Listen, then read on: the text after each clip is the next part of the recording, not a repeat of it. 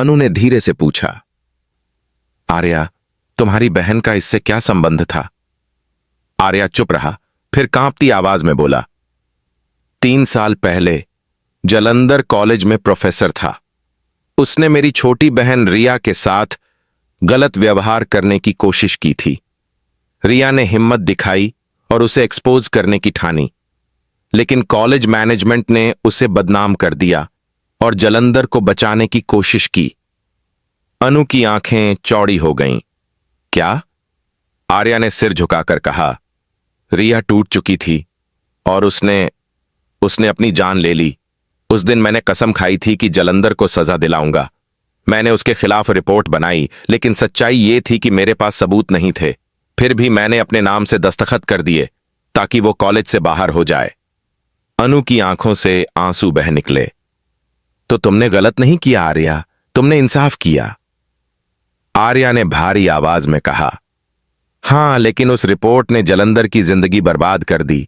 उसकी पत्नी ने उसे छोड़ दिया, समाज ने उसे अपराधी कहा और वो पागलपन में उतर गया।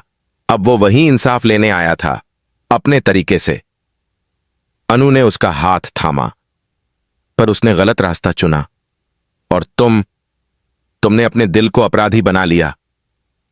आर्या चुप रहा। गोदाम के बाहर अब पुलिस जालंधर को ले जा रही थी। उसके कंधे पर गोली लगी थी, लेकिन आंखों में अब भी वही नफरत थी। वो आर्या को देखकर बोला, तुमने मेरी जिंदगी छीनी थी आर्या, लेकिन याद रखना, सच कभी नहीं मरता। एक दिन तुम्हारा चेहरा भी सामने आएगा। उसके ये शब्द हवा में गूंजते रहे। 2 दिन बाद शहर में खबर फैली कि जालंधर जेल में है। कॉलेज ने अनु को बहादुर छात्रा का अवार्ड दिया। मीडिया ने आर्या को हीरो कहा, लेकिन इन तमाम तालियों के पीछे आर्या के दिल में एक डर था। जालंधर के आखिरी शब्द उसके कानों में बार बार गूंज रहे थे। रात को आर्या अपने ऑफिस में बैठा था।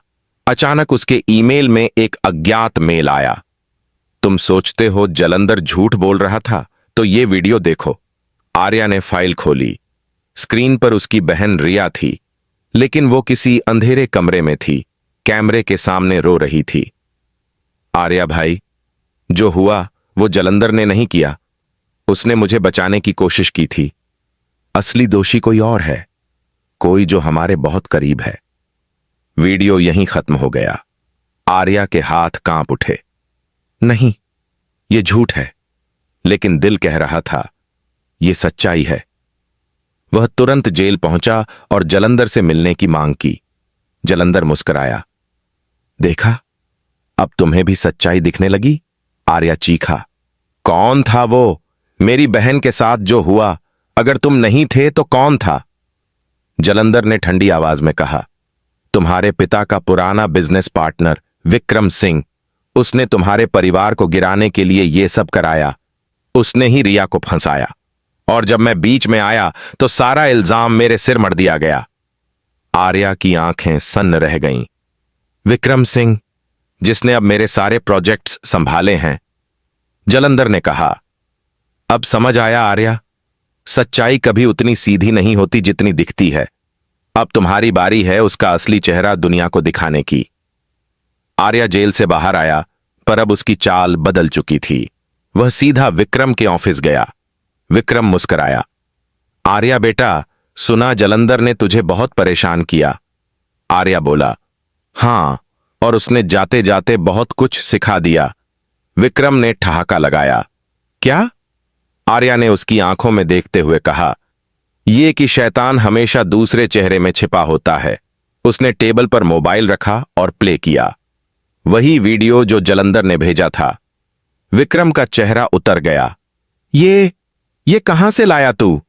आर्या बोला, सच को मिटाने की कोशिश करने वाले हमेशा हारते हैं विक्रम। विक्रम ने उठने की कोशिश की, लेकिन आर्या ने कहा, अब खेल खत्म, पुलिस रास्ते में है। कुछ ही मिनटों में पुलिस अंदर आई और विक्रम को गिरफ्तार कर लिया। मीडिया की हेडलाइन आई, विक्रम सिंह गिरफ्तार, कॉलेज स्कैंडल का असली गुनहगार निकला। उस रात अनु छत पर आई।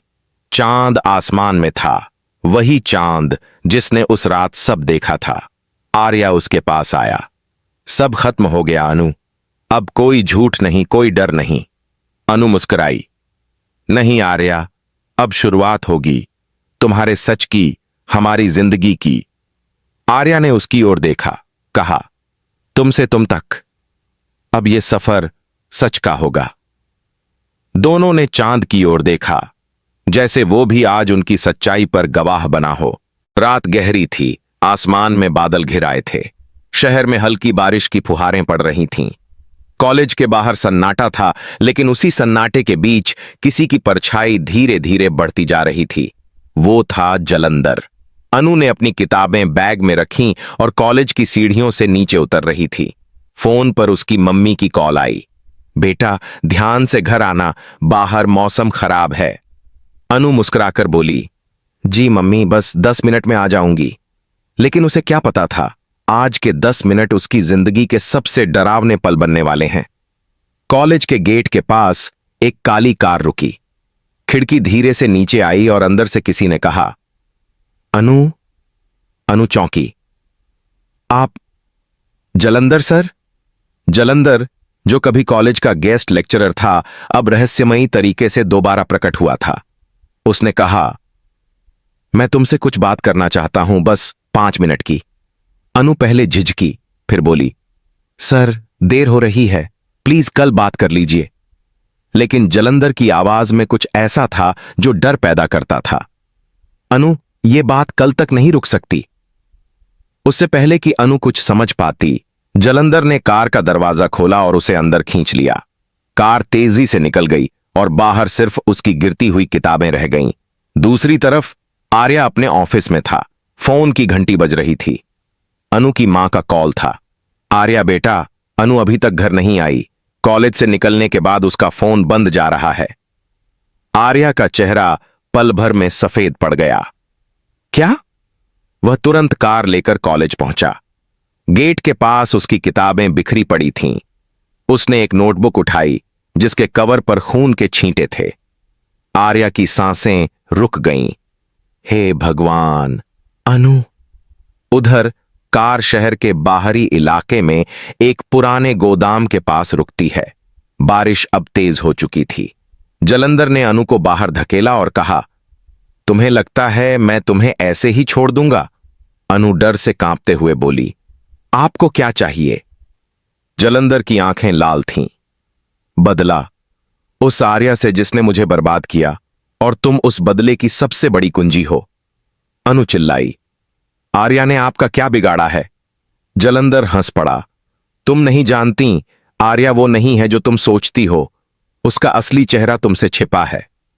अनु को समझ नहीं आ रहा था कि जलंधर की बातों पर भरोसा करे या नहीं, लेकिन उसके लहजे में एक सच्चाई थी, एक दर्द, एक झूठा नहीं बल्कि टूटा हुआ आदमी बोल रहा था। इधर आर्या ने पुलिस में रिपोर्ट दर्ज कराई, पर अंदर से बेचैनी कुछ और कह रही थी। वह अकेले अपनी कार में बैठा पुराने केस फाइल्स देखने लगा। जलंधर का नाम उनमें था। 3 साल पहले जलंधर कॉलेज से निकाल दिया गया था और उस रिपोर्ट पर साइन करने वाला था आर्या राजवीर। आर्या ने बुदबुदाया, उस दिन जो हुआ वो तुम्हारी गलती थी जलंधर, मेरी नहीं। पर अब सब कुछ उसके खिलाफ लौट आया था। रात के 2 बजे आर्या को एक अज्ञात नंबर से कॉल आया। अगर अनु को जिंदा देखना है तो कल रात 9 बजे पुराने गोदाम में अकेले आना। आर्या ने पूछा, तुम कौन हो? वो आवाज हंसी, वही जिसे तुमने मिटा दिया था। अब तुम्हारी बारी है। सुबह होते ही खबर फैल गई। कॉलेज की छात्रा अनु का अपहरण। मीडिया, पुलिस, सब जगह हड़कंप मच गया। आर्या के ऑफिस में भी हलचल थी। उसकी सेक्रेटरी ने धीरे से पूछा, सर, क्या ये वही जलंधर है जिससे आपका पुराना झगड़ा था? आर्या ने गहरी सांस ली। हां, लेकिन अब वो बहुत आगे जा चुका है। अनु उधर गोदाम में बंधी हुई थी। उसकी आंखें नम थीं, पर दिल में हिम्मत थी। उसने रस्सियां ढीली करने की कोशिश की और धीरे से दीवार की ओर सरक गई। उसे याद आया, आर्या हमेशा कहता था, डर को महसूस करो, लेकिन उसे जीतने मत दो। वो उसी जज्बे से उठी और बाहर निकलने की कोशिश की। तभी दरवाजा खुला। जलंधर अंदर आया, हाथ में बंदूक थी। भागने की कोशिश मत करना अनु, आज तुम मेरे बदले का जरिया हो। अनु चिल्लाई, तुम गलत कर रहे हो, आर्या निर्दोष है। जलंधर चीखा, निर्दोष? उसने मेरा सब कुछ छीना, मेरा करियर, मेरी इज्जत, और अब मैं उसका प्यार छीनूंगा। अनु ने हिम्मत जुटाई, सच यह है कि तुमने खुद को बर्बाद किया था और अब अपने गुस्से से दूसरों को। जलंधर गुस्से में आया, पर अनु के शब्दों में आग थी। उसी वक्त गोदाम के बाहर आर्या की कार रुकी। उसने बंदूक निकाली और अंदर दौड़ा। जलंधर, अनु को छोड़ दो। जलंधर ने बंदूक अनु की तरफ तानी। एक कदम और बढ़ाया तो इसे मार दूंगा। आर्या ने चिल्लाया, अनु झुको। जैसे ही अनु नीचे झुकी, गोली चली, दीवार से टकराई और उछलकर जलंधर के कंधे में लगी। वह चीख पड़ा और गिर गया। आर्या ने अनु को गले लगा लिया। तुम ठीक हो? अनु ने सिर हिलाया।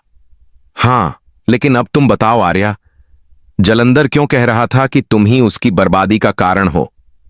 आर्या की आंखें नीचे झुक गईं, क्योंकि उस दिन कॉलेज से निकाला गया वो अकेला नहीं था। सच ये है कि मैंने उसके खिलाफ रिपोर्ट नहीं दी थी, किसी और ने दी थी, लेकिन मैंने झूठ बोलकर अपने नाम पर साइन किए ताकि किसी की सच्चाई छिपी रहे। अनु ने हैरान होकर पूछा, किसकी सच्चाई? आर्या ने धीरे से कहा, मेरी बहन की। गोदाम की ठंडी हवा अब भी गूंज रही थी। बाहर पुलिस की गाड़ियां थीं, लेकिन अंदर माहौल किसी तूफान से कम नहीं था। अनु का चेहरा डर और सवालों से भरा हुआ था। आर्या की आंखों में अपराध बोध की झलक थी। वो सिर्फ जलंधर को नहीं, खुद को भी हार गया था।